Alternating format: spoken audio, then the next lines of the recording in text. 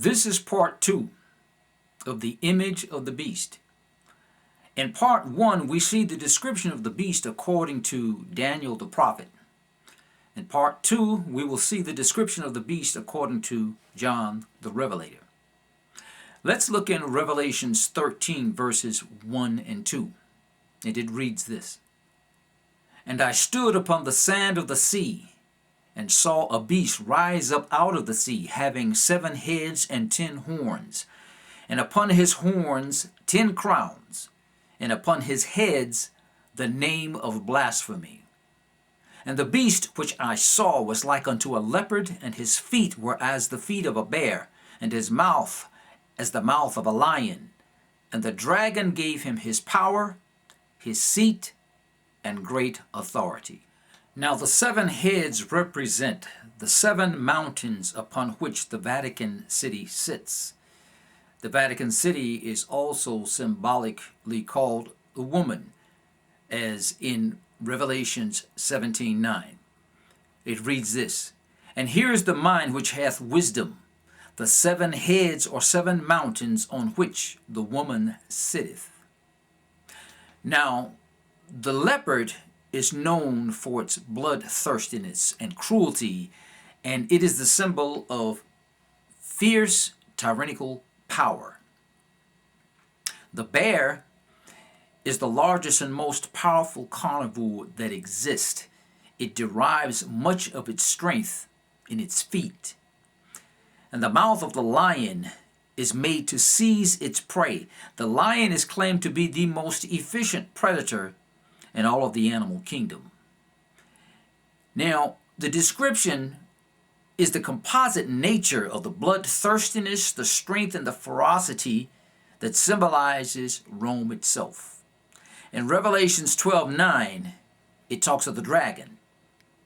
And it says, And the dragon was cast out, that old serpent called Satan and the devil. Now we know that the dragon is Satan himself.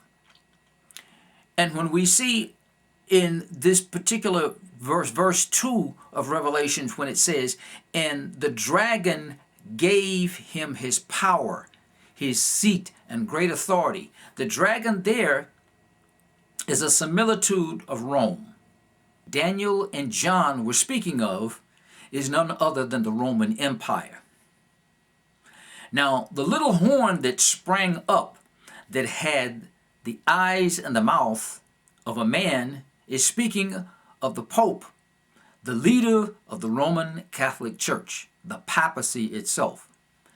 Now, the papacy was established in the year 538 AD, when the Roman Emperor Justinian decreed that the Pope would have power and rulership over all the Christian churches of the earth. This is the dragon giving the beast its power, its seat, and its authority. Now, in Revelations chapter 13, verse 3, it reads thus, And I saw one of the heads as if it were wounded unto death. Now, the Roman Catholic Church ruled for 1260 years until Napoleon invaded Rome in 1796, and Napoleon captured Pope Pius VI and had him executed. Now, this execution is the wound, the deadly wound that John is describing that one of the heads received. Now, the wound was healed, and it said that the whole world wondered after the beast. Now, the healing of the wound took place when the Italian government established the Vatican as an independent sovereign city-state in 1929, according to the treaty known as the Lateran Treaty that was issued by the dictator Benito Mussolini. Now, this makes the Vatican City its own country and makes the Pope a king. Therefore, this puts the Pope in a position to function as the Roman geopolitical religious leader of the entire world. This is his seat This is his power. This is his authority given to him by the dragon. In Daniel, the 7th chapter, the 21st verse, it reads thus: "And he shall speak great words against the Most High, and shall wear out the saints of the Most High, and think to change times and laws. And they shall be given into his hand until a time and times and the dividing of time." Now, for anyone that doubts this prophecy and doubts the fact that we are under Roman rulership to this day, here's a for instance for you.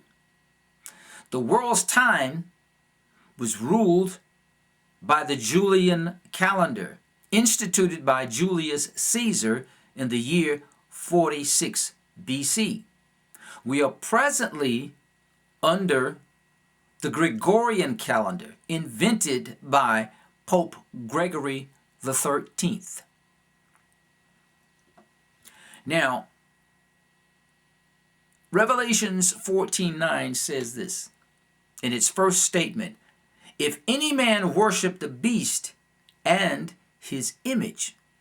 Now that we have established what the beast is, let's now consider his image. It says an image is a likeness of, a copy of, or a reflection of the original.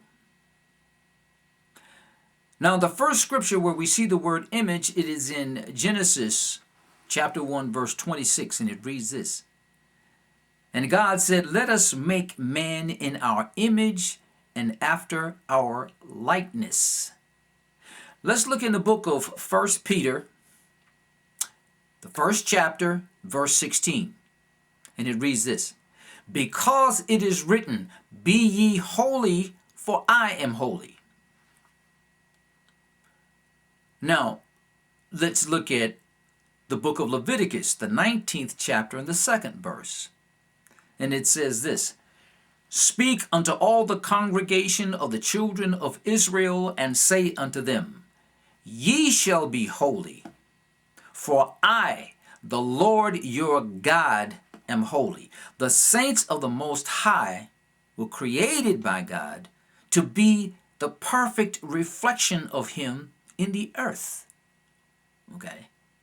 Now let's look at Genesis, the 2nd chapter, verse 3. And it says this: "And God blessed the 7th day and sanctified it, because that in it he rested from all his work which God created and made." Now, the Father gave a commandment to his people about the 7th day, Sabbath. In Exodus, the 20th chapter, verses 8 through 11, it reads thus: "Remember the Sabbath day to keep it holy. 6 days shalt thou labor and do all thy work. But the Sabbath day, or the 7th day, is the Sabbath of the Lord thy God. In it thou shalt do no work, thou, nor thy son, nor thy daughter, thy manservant, nor thy maidservant, nor thy cattle, nor thy stranger that is within thy gates. For in 6 days the Lord made heaven and earth, the sea, and all that in them is, and rested the 7th day. Wherefore the Lord blessed the Sabbath day and hallowed it."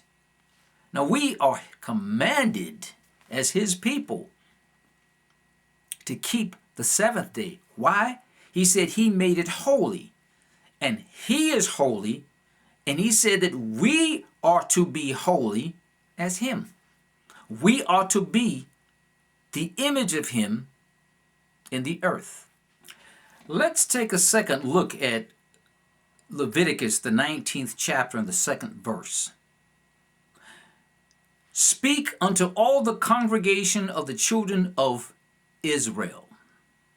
Now the Father is talking explicitly, exclusively to Israel. And he says this: "And say unto them, Ye shall be holy, for I, the Lord your God, am holy."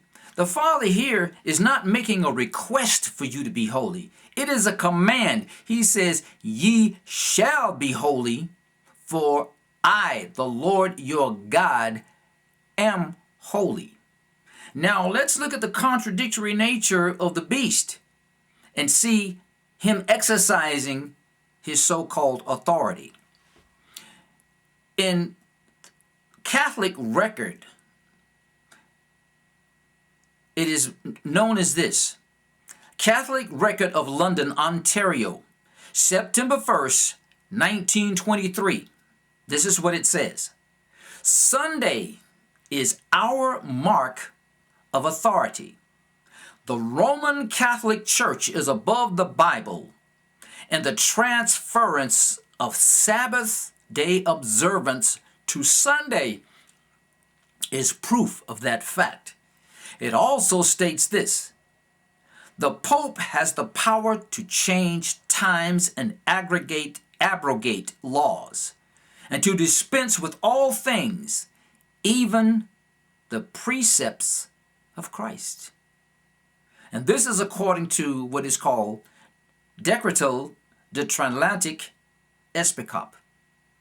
This is what the scriptures are saying, that the dragon gave the beast his power, seat, and authority.